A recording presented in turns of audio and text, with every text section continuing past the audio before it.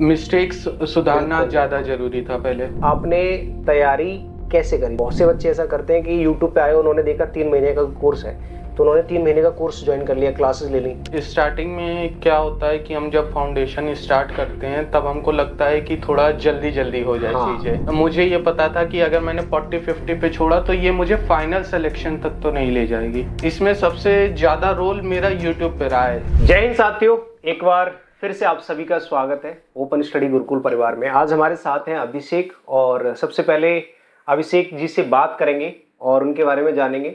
और इन्होंने हाल ही में एसएससी सीजीएल 2024 में सिलेक्शन लिया है। बाकी की बातें हम इन्हीं के मुंह से सुनेंगे। सबसे पहले मैं अभिषेक जी से बात करूंगा। आप अपने बारे में छोटा सा इंट्रोडक्शन दे दीजिए और अपने जो भी एग्जाम और जो पोस्ट आपको मिली है वो, फिर हम बाकी की बातें करेंगे। सर, मेरा नाम अभिषेक सिंह है। मैं कानपुर उत्तर प्रदेश से बिलोंग करता हूँ। बिल्कुल। सीजीएल 2024 में मुझे पीएसए की पोस्ट मिली है। इसके अलावा भी सर मैंने कई एग्ज़ाम दिए थे, जैसे यूपी पुलिस कांस्टेबल 2023 का। उसमें सर मैंने रनिंग छोड़ दी थी क्योंकि मुझे इतना कॉन्फिडेंस था कि सीजीएल से एक पोस्ट मिल जाएगी, तो पोस्ट वेस्ट करने का कोई फ़ायदा नहीं था। बिल्कुल। और मैंने इंग्लिश आपके पेड बैच से पढ़ी है। अच्छा जी। चलो, अच्छा लगा सुन के। तो इंग्लिश में आपका कितना स्कोर है अभी? सर मीन्स में मेरा 119 है। 119 है जी। अच्छा, और बाकी की सब्जेक्ट का भी बताओ। सर मेरा रीजनिंग में 90 आउट ऑफ 90 है। 90 आउट ऑफ 90 है, वाह। और मैथ्स में मेरा 76 है।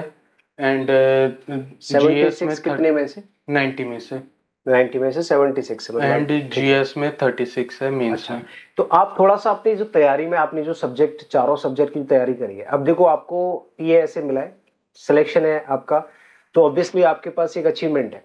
तो जो भी आपके सिलेक्शन में जो प्रोसीजर रहा, जो भी स्ट्रगल रहा, जो आपका टाइम ड्यूरेशन, आपको कितना टाइम लगा टोटल तैयारी में अभी तक? सर सीरियसली होके हमने इसकी तैयारी 2023 में अपना ग्रेजुएशन कंप्लीट होने के बाद अगस्त 2023 से स्टार्ट कर दी थी। 2023 से स्टार्ट करी आपने, ठीक हाँ है जी।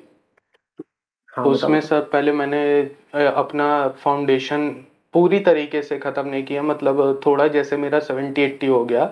उसके बाद मैंने अपना जो प्रॉपर टाइमिंग है वो मॉक और सेक्शनल्स में दिए, और उनमें जो मिस्टेक्स आती थी या जो नए टॉपिक्स लगते थे उनको मैं टाइम देता था। और जो फाउंडेशन जो मेरा 20-30 बचा था उसको मैंने थोड़ा कम समय दिया, क्योंकि मिस्टेक्स सुधारना बिल्कुल, ज़्यादा बिल्कुल। ज़रूरी था पहले।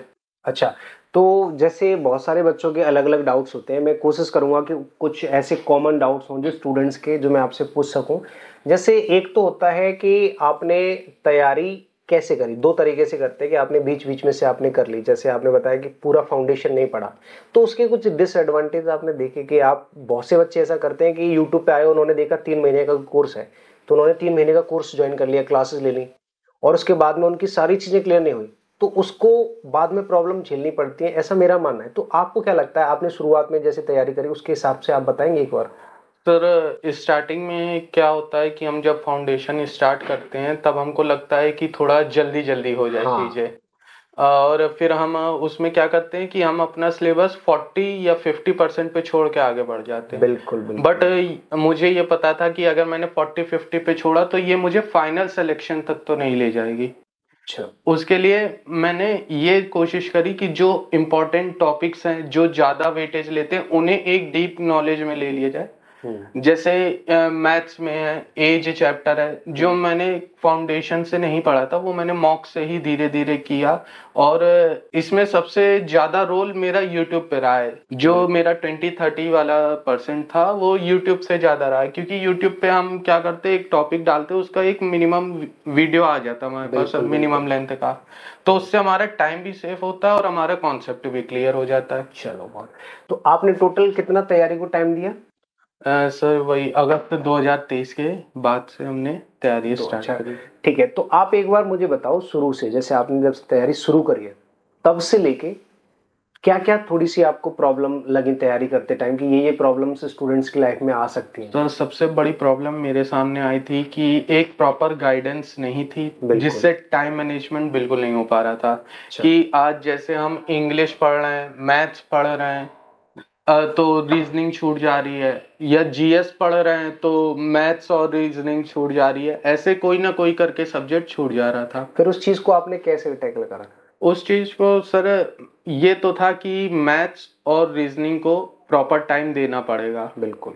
तो हमने जीएस और रीजनिंग में एक कॉम्बिनेशन बनाया कि अल्टरनेट डेज नहीं सर, अच्छा। मतलब जैसे कि हमने रीजनिंग में देखा कि रीजनिंग में थोड़ा समय देंगे आउटकम ज्यादा आएगा, तो हमने जीएस को स्टॉप कर दिया।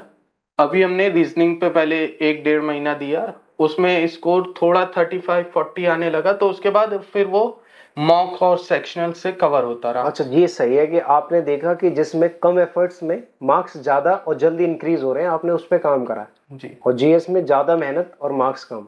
अच्छा, ये बहुत अच्छी स्ट्रेटेजी है कि अगर आपको लगता है कि मेरा 2-4 नंबर का गैप रह रहा है, तो आप उस सेक्शन पे, जैसे कि कोई सब्जेक्ट ऐसा होता है जिसमें हम फुल स्कोर कर लेते हैं, कुछ बच्चों ने इंग्लिश में फुल स्कोर कर लिया, कुछ ने मैथ्स में कर लिया, तो हम ये भी कर सकते हैं कि जीएस या किसी टफ सब्जेक्ट में हम 1-1 मार्क बढ़ाने की जगह हम ऐसे सब्जेक्ट पर काम कर लें जिसमें हमारे मार्क्स या तो फुल या लगभग फुल आ सकते हैं।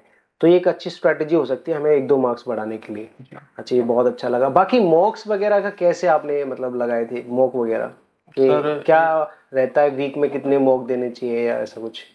सर अभी तो क्या हो गया, हर प्लेटफॉर्म पे अलग अलग लाइव मॉक्स आने लगे, जो कि हमें लगता है कि इतना जरूरी नहीं है।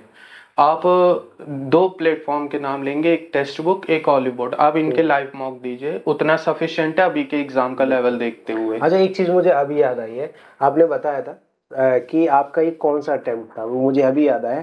आपने मुझे पहले बताया था ये आपका कौन सा अटेम्प्ट था? सर ये मेरा फर्स्ट अटेम्प्ट। मतलब आपने पहली बार ट्राई करा सीजल देने का और पहली बार में सिलेक्शन लिया है।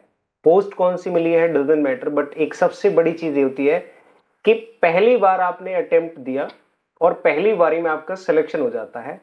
कहीं ना कहीं आपकी तैयारी मजबूत है, ऑब्वियसली आपकी तैयारी मजबूत है, आपने कम से कम छोटी छोटी चीजों पर पहले से काम कर लिया है, मतलब आपने टाइम का मिस यूज नहीं करा। जैसे मान लीजिए कि आपके पास 8 महीने का टाइम बचा या 1 साल का है, तो ज्यादातर स्टूडेंट ये करते हैं कि 1 साल के टाइम को शुरुआती दौर पे वो थोड़ा सा कम सीरियस लेते हैं, ऐसा होता है। हाँ जी। तो आपने उसका सही यूटिलाइज करा, तो आप जैसे 1 साल की तैयारी जो आपने करी प्रॉपरली, उसके बारे में आपने थोड़ा सा आप बताओ ब्रीफ में, क्योंकि मैं अपना एक्सपीरियंस शेयर कर रहा हूँ, आप अपना जरूर करें कि आपने तैयारी को कैसे मतलब वो दिया। सर स्टार्टिंग से मेरा ये था ना कि मुझे एक लूप में नहीं फंसना कि एसएससी, क्योंकि केवल एसएससी या गवर्नमेंट एग्जाम आपकी पूरी लाइफ नहीं है, उसके बियॉन्ड भी आपकी एक लाइफ है, आपकी एक फैमिली है। अच्छा। तो स्टार्टिंग से मेरा ये था कि थोड़ा सा स्मार्ट स्टडी किया जाए, और उसमें सर मैंने थ्योरी को कम फोकस दे के प्रैक्टिस को ज्यादा फोकस दिया, प्रैक्टिस को कि ज्यादा से ज्यादा फोकस।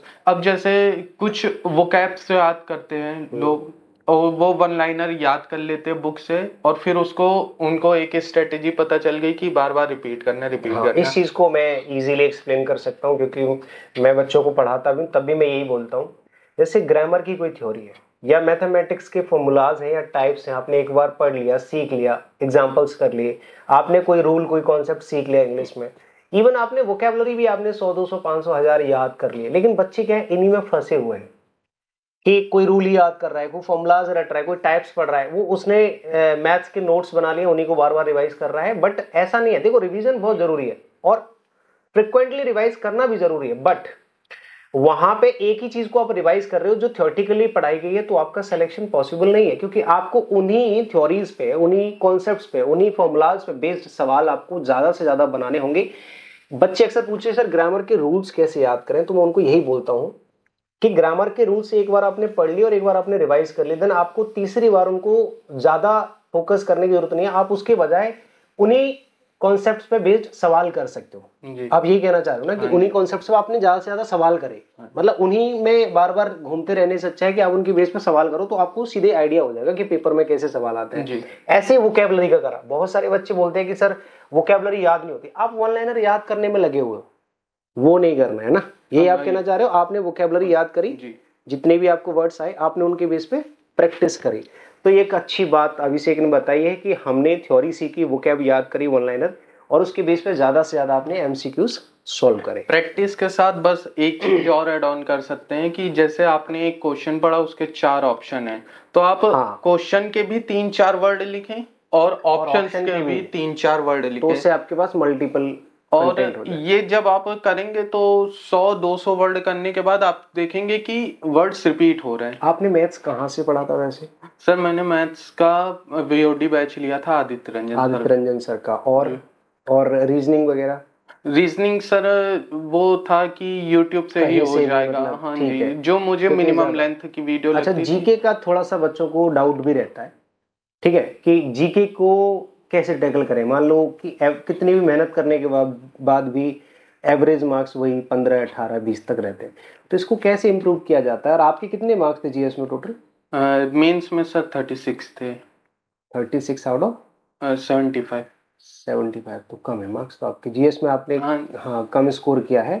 तो जीएस में फिर आपका क्या, आप किस चीज़ की वजह से, आप किस चीज़ को, मतलब क्या आपको लगती है कि मेरे अंदर ये कमी थी या मैंने ये नहीं कर पाया जिसकी वजह से मेरा जीएस में स्कोर कम रह गया? सर जीएस में वही था कि जैसे हमने एक सब्जेक्ट खत्म किया, उसकी हमने प्रैक्टिस ना करके सिर्फ बार बार थ्योरी रिवीजन किया था।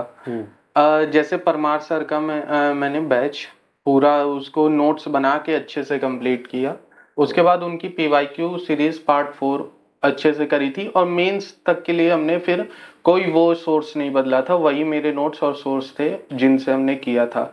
बस मिस्टेक ये रह गई थी कि जैसे मॉक्स में करते थे जीएस के क्वेश्चंस, तो जीएस का पार्ट एनालाइज नहीं करते थे। अच्छा जी, तो ये जरूरी है कि आपको हाँ जीएस का पार्ट एनालाइज करना। तो जीएस को लेके मतलब बच्चों का ये डाउट रहता ही है हमेशा से कि जीएस को कैसे कवर किया जाए। तो आपने जो अपनी कमियां बताई हैं वो तो बताई थी, साथ के साथ मैं पर्सनली यही सजेस्ट करूंगा कि जो भी पोर्शन आपका कमजोर है, जिसमें मार्क्स कम आ रहे हैं, स्कोर कम आ रहा है, मैं आपको सजेस्ट यही करूंगा कि आप उसको थ्योरेटिकली इंप्रूव करें और बेसिक से हर छोटी कमी को कंप्लीट करें। तो Abhishek ji thank you so much आपका, है ना। और ये जो इंटरव्यू है इसको हम यहीं पे समाप्त करते हैं। बाकी सभी को बेस्ट ऑफ लक और कॉन्ग्रेचुलेशन अभिषेक को भी कि आपने इतनी कम एज में और पहले अटेम्प्ट में ही अपना पेपर निकाला। और thank you so much sir to you, आपने सपोर्ट किया लगातार, पर्सनली भी।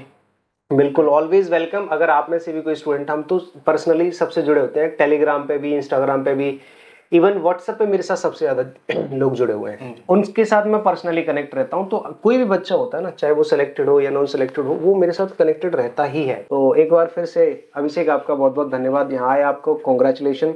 और आप सभी को भी